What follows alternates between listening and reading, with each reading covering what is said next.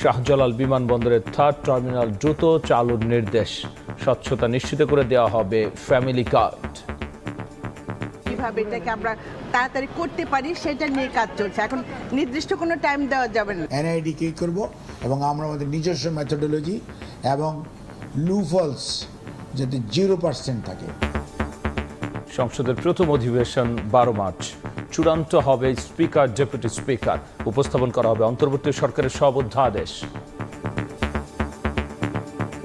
প্রধানমন্ত্রীর পরামর্শক্রমেই সংসদ অধিবেশন আহ্বান করবেন রাষ্ট্রপতি।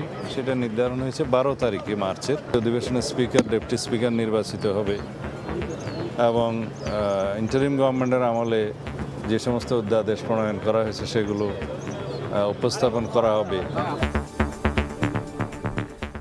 দেখছিলেন প্রধান শিরোনাম। রাতের সময় সঙ্গে আছে আমি গোলাম রাব্বি।